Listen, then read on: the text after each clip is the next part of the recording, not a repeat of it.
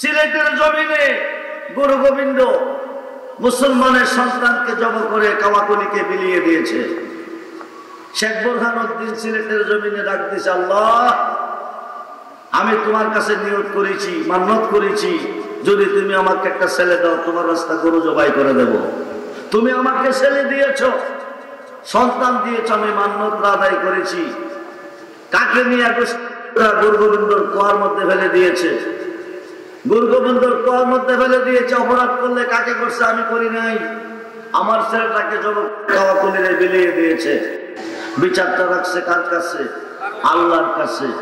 আওয়াজটা চলে গেছে 360 আউলিয়ার সুলতান শাহজালাল ইয়েমেনি মুজাররাদি রাদিয়াল্লাহু তাআলার কানে, দিল্লিতে। যেরকম সুবহানাল্লাহ। শাহজালাল দিল্লিতে অবস্থানরত আছেন। আল্লাহ শাহজালাল ইয়েমেনি ডাক দিয়েছেন, আল্লাহ মুসলমান কারো কাছে তুমি ছাড়া মাথা নত করে না, মুসলমান তুমি ছাড়া কারো কাছে মাথা নত করে না। হিন্দু রাজা মুসলমানের সন্তানকে জবাই করে কাওয়াকুলিরে বিলিয়ে দিয়েছেন। তুমি পারমিশন দাও, আমি সিলেটের জমিনে যাব, আমি প্রতিশোধ নেব। 11 জন সদস্য লইয়া, 11 জন সদস্য লইয়া, নাম ছিল শ্রীহট্ট। ভারতের বীর বিক্রম কিশোর মানিক্য বাহাদুরের এক বোন ছিল শ্রীহট্ট, ওর নামে ছিল সিলেট শহর। ওই দেশের গভর্নর ছিল হিন্দু রাজা গুরু গোবিন্দ। 11 জন সদস্য লইয়া সিলেটের জমিনে কদম রেখেছে। গোয়েন্দা মারফতে খবরটা গুরু গোবিন্দ পৌঁছে গেছে। মুসলমান ফকির এসেছে ইমানি শক্তি নিয়ে। যখন আল্লাহু আকবার। সুরমা নদী যদি পার হইতে পারে গুরু গোবিন্দ বংশ নিপাত করে ফেলবে। তোরা কই নৌকা লঞ্চ স্টিমার কিনারে বেরা, মুসলমান ফকির যেন পার হইতে না পারে। আল্লাহ তুমি কই? আল্লাহ তুমি কই? তুমি না বলেছ তোমার ওলির বিরুদ্ধে যদি কেউ যুদ্ধ ঘোষণা সমালোচনা করে, ওলির গিফত গায়, ওলির বিরুদ্ধে দুশ্মনী করে, তুমি তার বিরুদ্ধে যুদ্ধ ঘোষণা করো। আল্লাহ গো, 17 উপরে বাংলার জমিনে তোমার ওলির মাজার ভেঙে ফেলেছে, তুমি সব দেখতেছ। আল্লাহ তার অ্যাকশন তুমি নাও, তাদেরকে তুমি হেদায়েত দান করো। এমন একটা খেলা বাংলার জমিনে খেলো, যে খেলা দেখলে মাজার ভাঙবনি আর ভাঙবে না, মাজার ভাঙতে যাবে না। আল্লাহ তুমি কই? শাহজালাল ইয়েমেনি তোমার ওলি 11 জন সদস্য লইয়া একটা জানাজার নামাজের মাসালা বিছাইয়া সুরমা নদী গেল পার হইয়া। আল্লাহু আকবার। রুকু অবস্থা পার হইতেছে, 11 জন সদস্য নিয়ে রুকু অবস্থা পার হইতেছে। গুরু গোবিন্দ রাজপ্রাসাদে বসে বসে কয়, মুসলমান ফকির পানির সাথে কথা কইতেছে, আল্লাহ তোমার ওলির কথা পানিয়ে শুনে। মাওলা রে, মাওলা রে, এ দেশ তোমার ওলির দেশ, এ দেশ ওলি আল্লাহর দেশ। আল্লাহ তোমার ওলিদের এ দেশ। হাজা গরিবে নেওয়াজ পিতিরাইয়ের মস্তদের পানি, আইনা সাগরের পানি একটা লোড়ার ভিতরে ঢুকাইছে। আল্লাহ এই ওলি তো হিন্দুস্তানের জমিনে শুইয়াছে, চট্টগ্রামের জমিনে আমার শাহ হুজুর শুইয়াছে। উনি নামাজের মাসালা বিছাইয়া 3 দিনের অতিক্রম করাই জসকোটে দলিল করছে। আল্লাহ গো, তোমার ওলিরা তো মরে নাই, ওলিরা মরে নাই। বাদশাহ আলমগীরের যুগে মাজার ভেঙে ফেলবে সালাম দিয়া যদি জবাব না পাই। বাদশাহ আলমগীর মাজারে মাজারে গেছে, 18টা মাজার ভেঙে ফেলেছে, সালামের জবাব পাই নাই। লাশ পর্যন্ত হাজা গরিবে নেওয়াজের মাজারে এসেছে, 3 বার সালাম দিবে, জবাব না পাইলে মাজার ভেঙে ফেলবে। 3 বার সালাম দিয়া বিদায়ের পথে ডিক্লার দিবে মাজার ভেঙে ফেল। বিদায়ের পথে রওজা পাকের ভিতরে থেকে সালামের জবাব এসেছে, যেরকম মারহাবা। ওয়ালাইকুম আসসালাম ইয়া বাদশা আলমগীর, ওয়ালাইকুম আসসালাম ইয়া বাদশা আলমগীর। বাদশা আলমগীর লক্ষ্য করে পিছন দিকে দেখতেছে, হাতা বাবার ডাইন কাটরা মাথার উপরে দেখা যাইতেছে। যেরকম আল্লাহু আকবার। হাজায়ো হাজায়ো, আপনাকে 3 বার সালাম দিলাম, সালামের জবাব পাইলাম না। না পাইলে তো মাজার ভাঙ্গার ডিক্লার আছে। 3 বার সালাম দিলাম, জবাব পাইলাম না। বিদায়ের পথে জবাব পাই, কারণ কি? আপনি কি রওজাতে ছিলেন না? কনা তুমি সালাম দিয়েছ আমি শুনছি, রওজাতে ছিলেন না তো ছিলেন কই? রওজাতে ছিলেন না তো ছিলেন কই? হাজারত প্রথম সালামটা যখন তুমি দিয়েছ, আমি ছিলাম মক্কা খানায়ে কাবা তাওয়া অবস্থা। সুবহান। দ্বিতীয় সালাম তুমি দিয়েছ, তখন ছিলাম আমি মদিনাতুল মুনাওয়ারা নবীজির রওজা মুবারক জিয়ারত অবস্থায়। মাজার ভাঙ্গার ডিক্লার এসেছে, হাজরত নবী গো, নবী গো, 18টা মাজার ভেঙে ফেলেছে, আমার মাজার ভাঙতে এসেছে, আমি এখন কি করব? নবী গো, তুমি গিয়া জবাব দাও। যেরকম সুবহানাল্লাহ। এখন জবাবটা পাওয়ার পরে জিজ্ঞেস করে, 18টা মাজারে সালাম দিলাম, জবাব পাইলাম না কেন? নবীর জাহান বলে, আল্লাহর ওলিগণ মাজারে থাকে, আবার কোন সময় মাজার ছেড়ে পৃথিবীর বিভিন্ন প্রান্তরে ভ্রমণ করে। ভ্রমণে যাই, দেওবন্দের একজন বড় আলেম রশিদ আহমদ গাঙ্গুহি ফতোয়ায়ে রশিদিয়ার মধ্যে লিখেছেন, আল্লাহর ওলিগণ কোন যানবাহন ছাড়া হাজার হাজার মাইল পথ অতিক্রম করতে পারে। সুবহান। বন্ধুরে, বাদশা আলমগীর আমি তো অপরাধ করে ফেলেছি, আমি 18টা মাজার ভেঙে ফেলেছি, অপরাধের ক্ষমা কিভাবে পাবো? হাজা গরিবের নেওয়াজ বলতেছে, বাদশা আলমগীর মাজারগুলি পুনরায় নির্মাণ করে দাও। আবার পুনরায় 18টা মাজার নির্মাণ করে দিয়েছে। বাদশা আলমগীরের যুগে হাজা বাবার দরবারে একটা ডেকসি বানাইছে। এই ডেকসিটার মধ্যে 120 মুন চাউল। যেরকম সুবহানাল্লাহ। যারা হাজা বাবার অনুসরণ করে, হাজা বাবার নামে মাহফিল করে, তারা রাস্তার মোড়ে ডেক পাতে, দেখছেন না? এই ডেকের মধ্যে নজরানা যা পড়ে তা দিয়া তারা মাহফিল শুরু করে। আল্লাহ তুমি কই?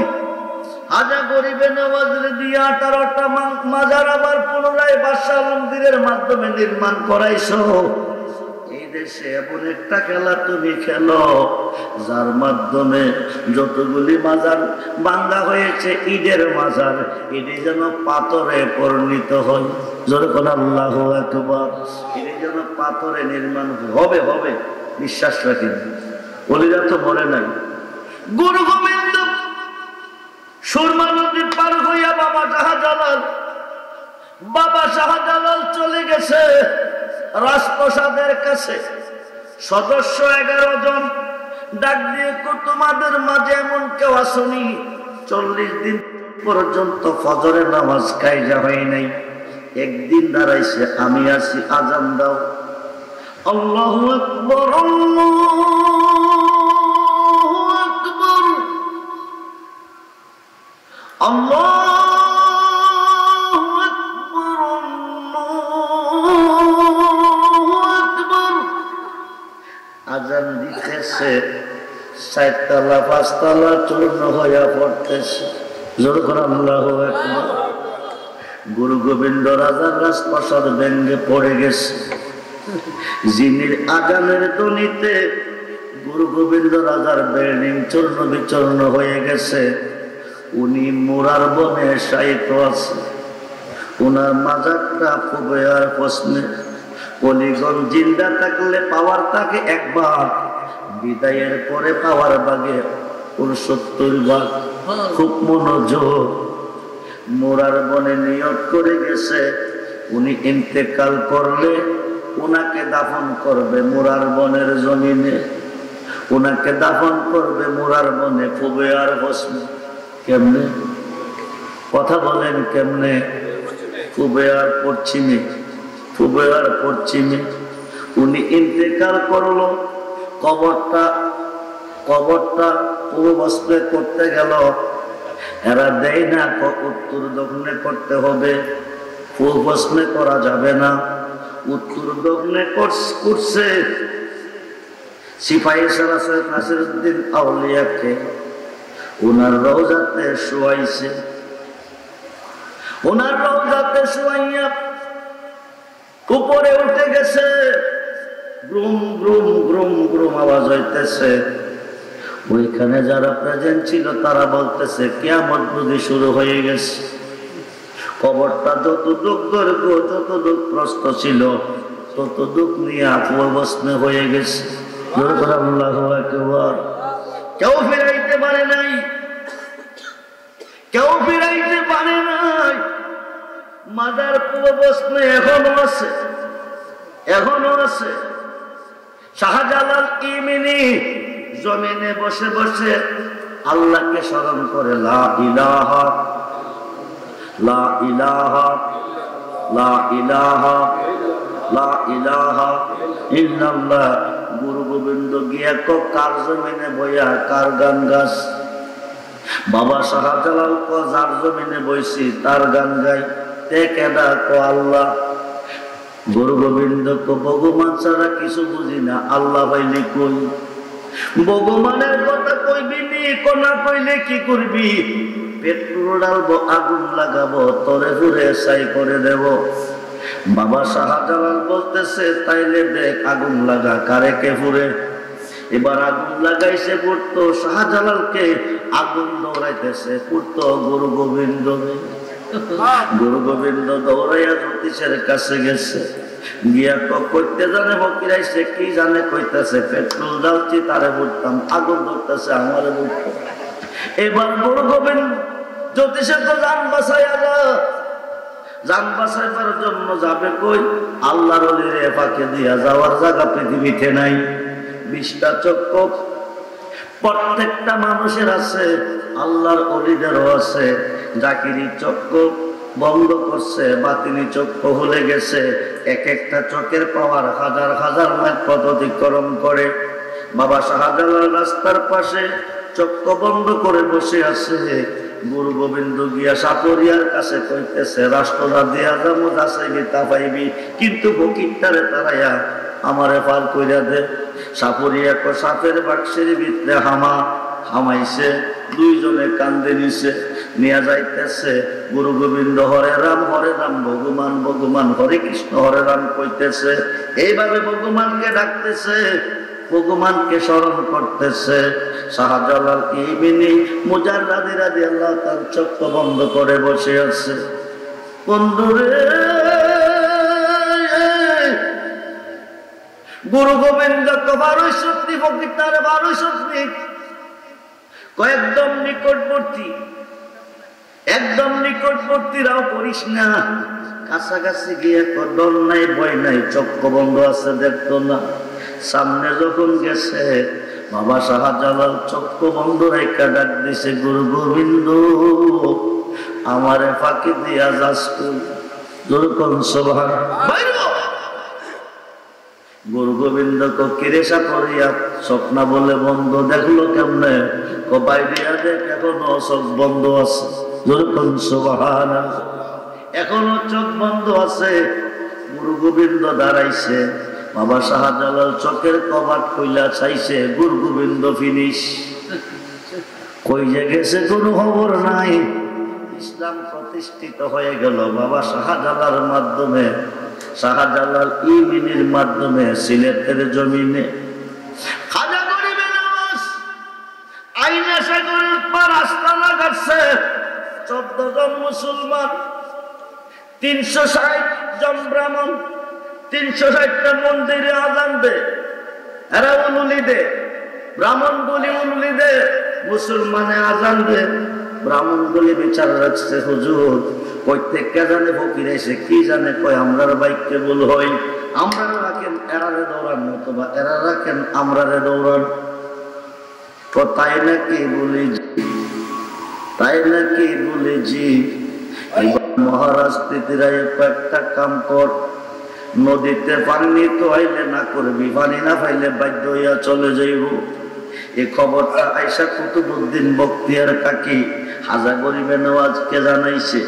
হাজা গরিবে নওয়াজকে জানাইছে, হাজা কদিরি করিস না, একটা লোটা পানি লইয়া। কয় লোটা? জোরে কোন কয় লোটা? এক লোটা পানি আনছে, হালবি শুকাই গেছে, আইনা সাগর শুকাই গেছে, মহারাজ মসনদের পানি শুকাই গেছে।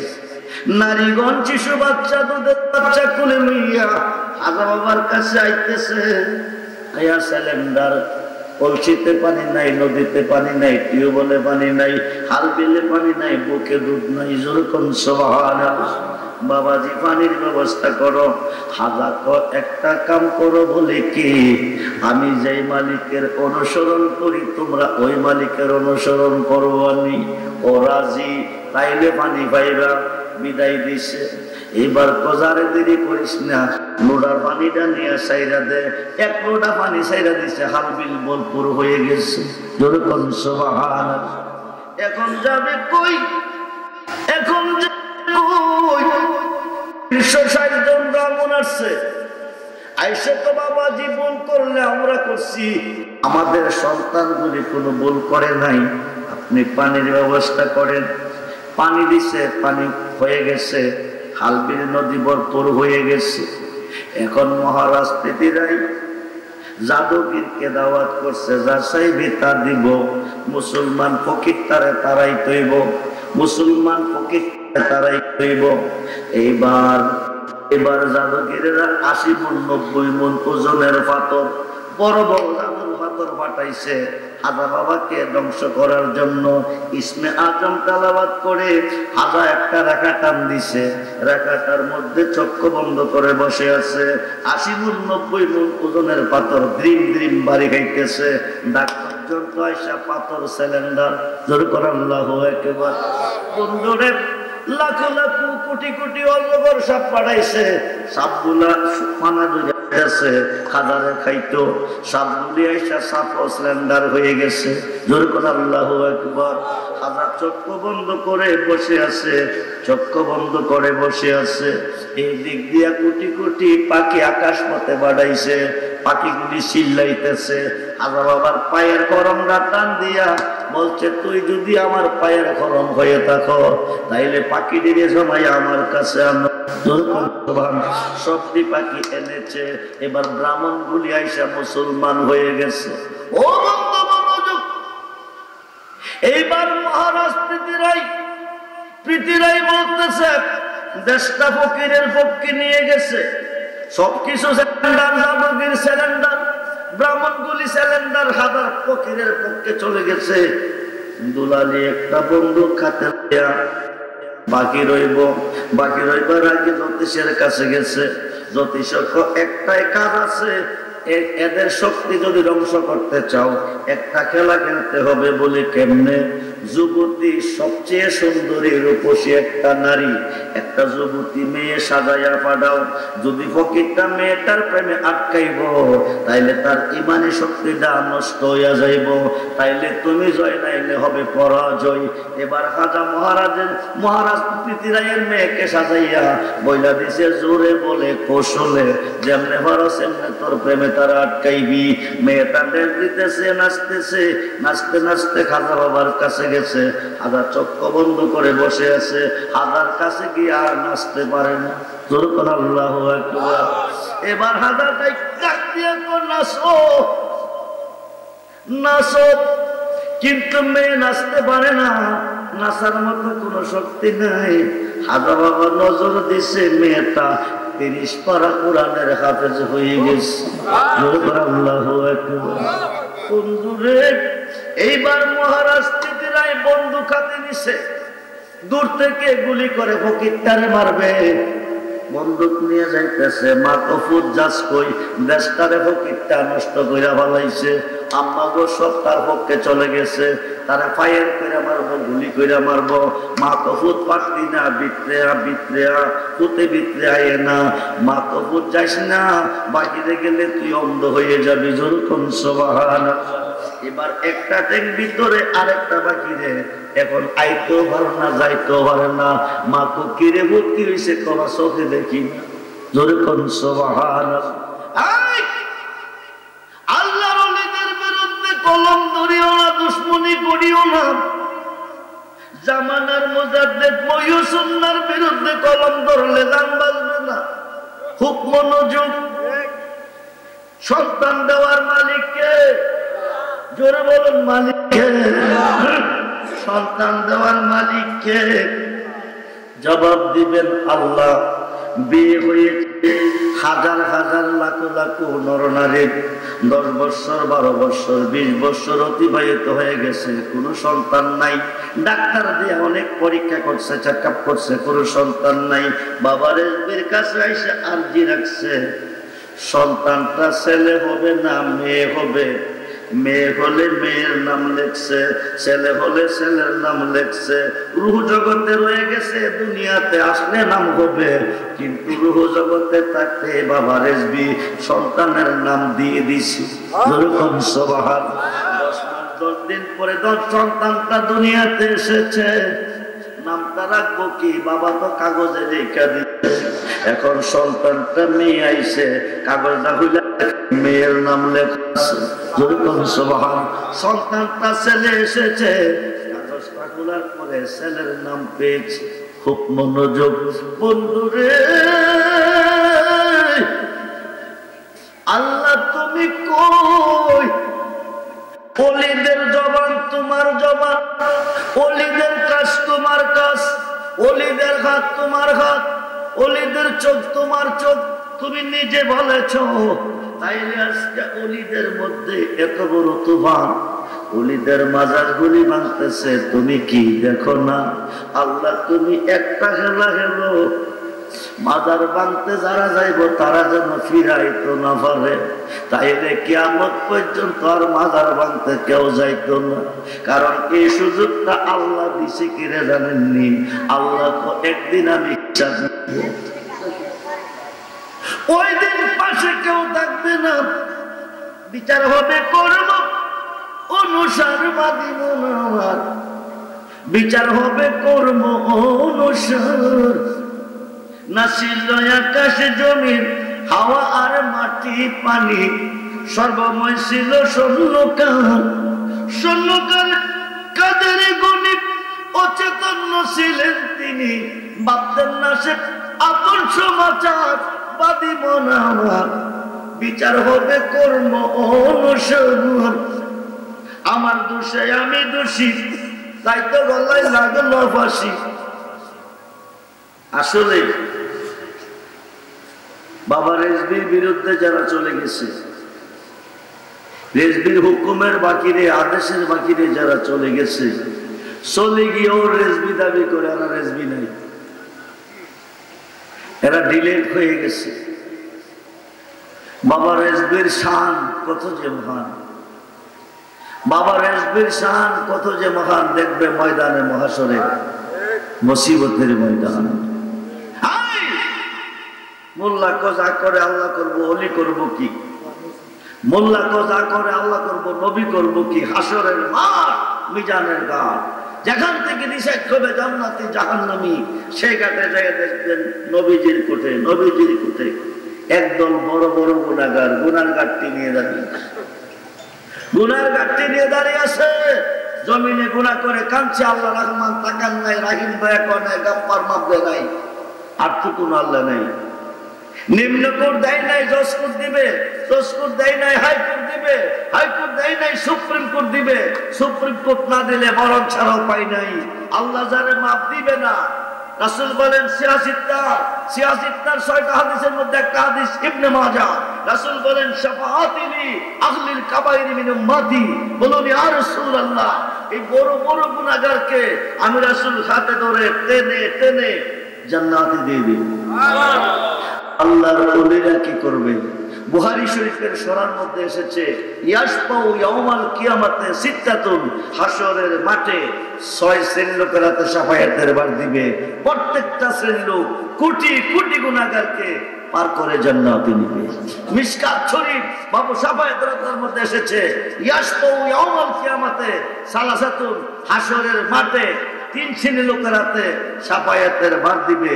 প্রত্যেকটা শ্রেণীর লোক কোটি কোটি গুনাহগারকে পার করে জান্নাতে নিবে। তাই আমি বলি রেজবিনে কে হবে তোর ওই নিগানের কান্ড আরি রে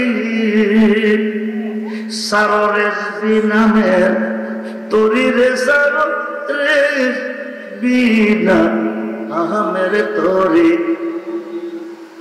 ওই তরিতে দিব আমরা সাগর পারি রে সারো রেজবি নামের তোরি রে সারো রেজবিনা আহমের তোরি ওই তরিতে যাব আমরা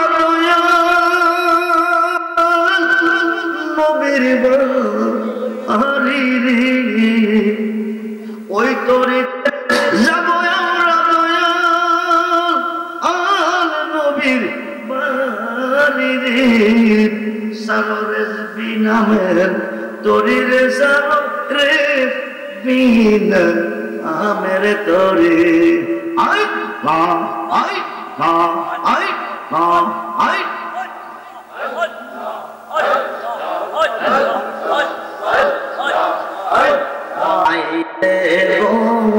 হৃদয় সিংহ সোনে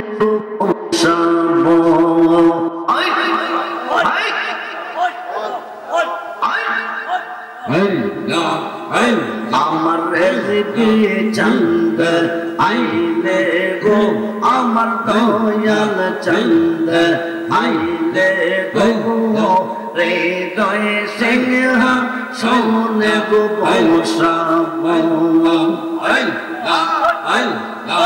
আসবে বলে রেজবি বাবা আসবে বলে রেজবি বাবা আশায় রইলাম সাইয়া গো আমরা আশায় রইলাম সাইয়া গো লা হাই লা হাই লা হাই লা হাই লা হাই লা হাই লা হাই লা হৃদয় সিংহ সোনে গো বসাবো আই আই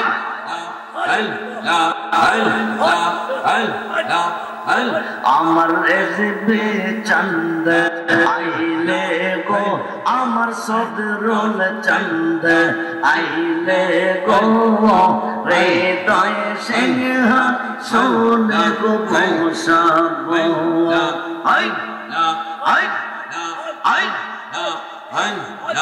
আই আই আমার যত মনের জ্বালা আমার যত মনের জ্বালা কে দিবেনি মাইয়া গো হায় খাই কে দিবেনি মাইয়া গো হৃদয় সিংহ সোনে গো বসাবো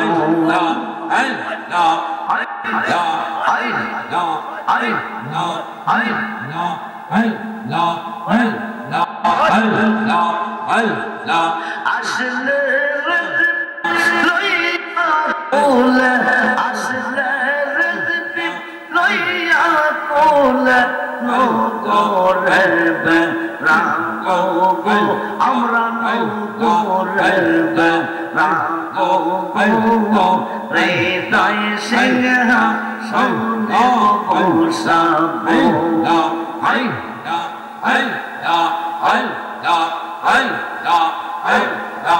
আই রেজবি তোর লাইগা রেজবি আমার রঙ্গ মনের লইসা রিয়া যাইতাম সাইরা বাড়ি গো রেজবি তোর লাইগা রেজবি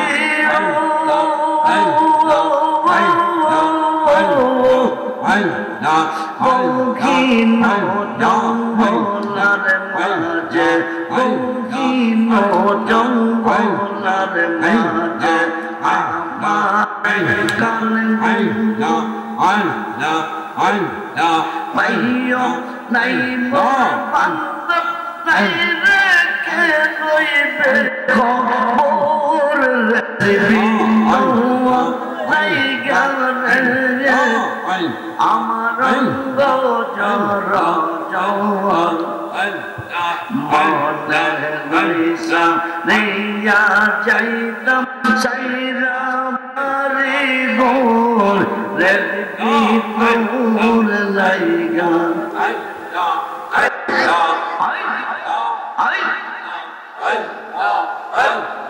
রেজবি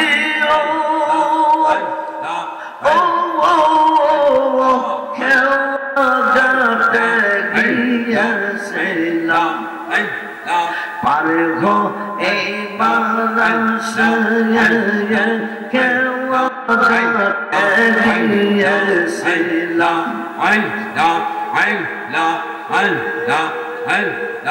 আমার দেখিয়া খেওয়া দূরে দূরে পাশে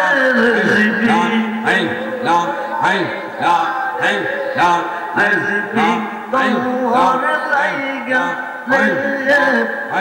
আমার রঙ্গ জর জওয়ান মনের লইসা নিয়া যাইতাম সাইরা বাড়ি গো রেজবি তোর লাইগা রেজবি তোর লাইগা রে সদরুল তোর লাইগা ভালোবাসে বলে গো রেজবি লাইগা গো সদরুল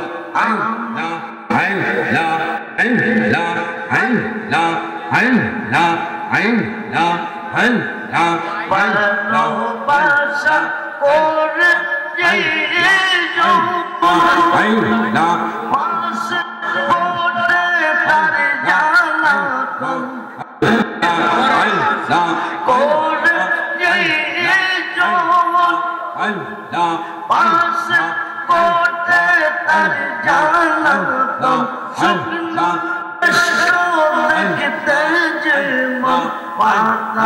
নাই ডালে রেজবি পাতা নাই ডালে ভালোবাসি বলে সদরা রেজবি আমায় কাঁদা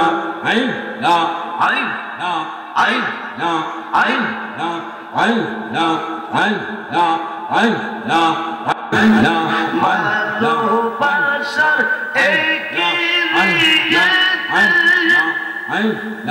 কাঁদিতে হইতে বারাতি ভালোবাসার একই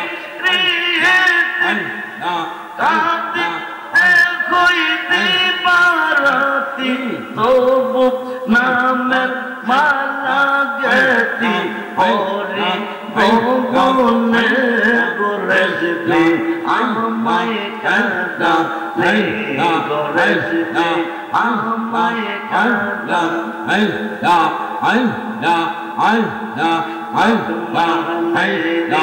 এই না কথা প্রাণে আর দি ও না পেতা রহমানে রে এই না কথা প্রাণে আর দি ও না পেতা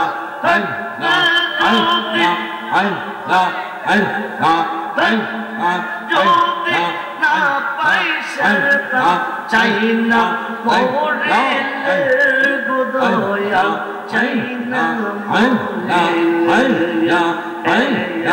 ভালোবাসি বলে মরছে আমায় কাঁদা গোদয়া আমায় কাঁদা লা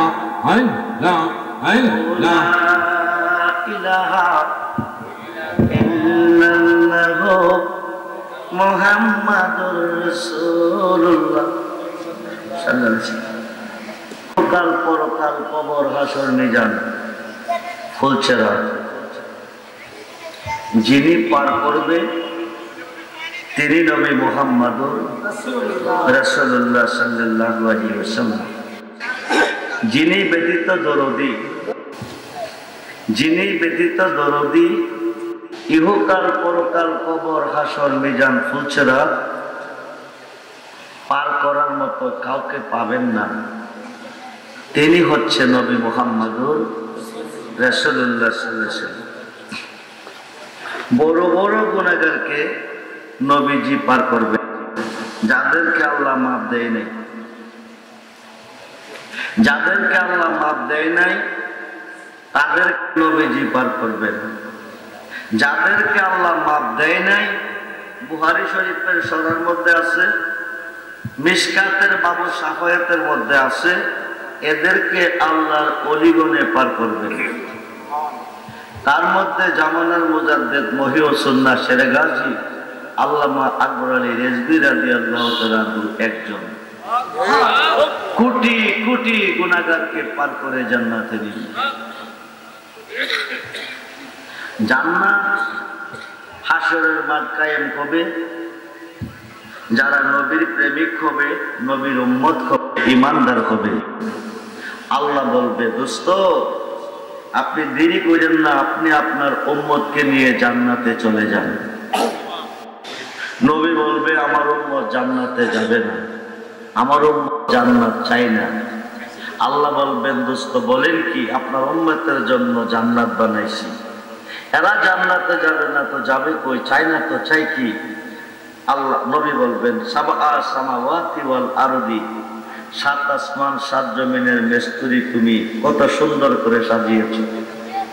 সাত আসমান সাত জমিনের মিস্ত্রি রসিমের বালু ছাড়া আরসিসি বিরা ছাড়া কত সুন্দর করে সাজিয়েছো। তুমি মনের জন কারিগর, কেউ তোমারে দেখে নাই, একমাত্র দেখছি আমি।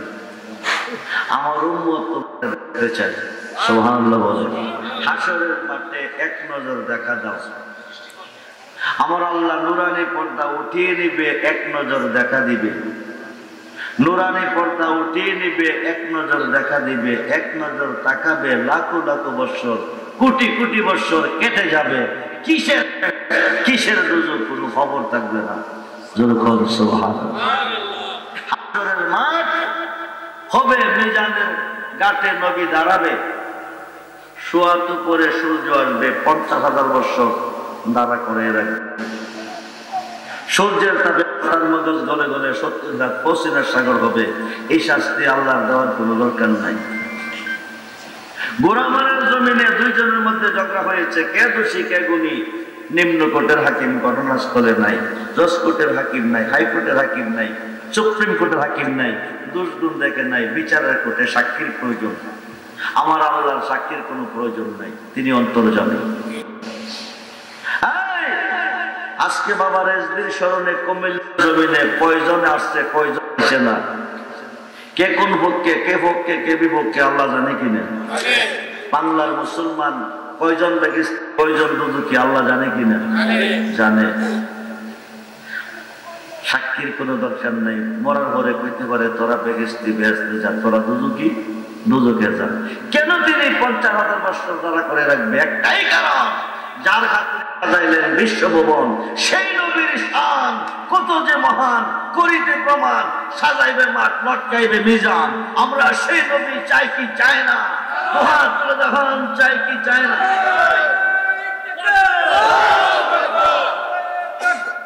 আল্লাহু আকবার। ইয়া রাসূলুল্লাহ, ইয়া রাসূলুল্লাহ, জিন্দাবাদ। জিন্দাবাদ জিন্দাবাদ জিন্দাবাদ।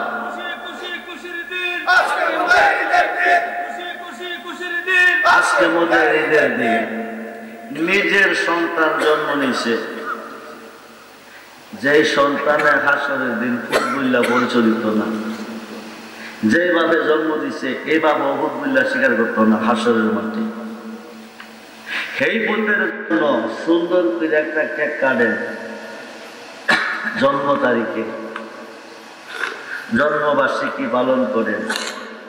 আমনের উপায় নাই, আমনের ভূতের উপায় নেই, যিনি ছাড়া সেই নবীর মুহাব্বতে, সেই নবীকে ভালোবাসতে হলে ভালোবাসতে হবে আল্লাহর ওলিকে।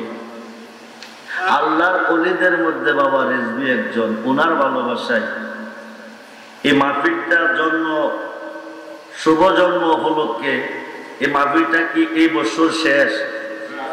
শেষ দাঁড়াইবেন না আরো করবেন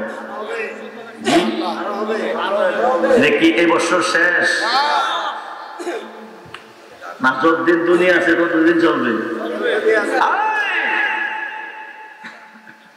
হাসরের মাঠে দেখবেন রেজবি কারা, রেজবির ভালোবাসা চাইলে দিয়ে অন্য ভালোবাসা চলে যান। রেজবি যার দিকে চোখ ঘুরাইব তারা আপন বানাইবার বন্ধু পৃথিবীতে পাইতেন না। বাবা রেজবির দাম মদিনাওয়ালার কোঠে কত, বাবা রেজবির ইজ্জত মদিনাওয়ালার কোঠে কত, এটা হাসরের দিন দেখবে। রেজবি যার কান্ডারি না হবে তার বই নাই। বাবা রেজবির জন্ম উপলক্ষে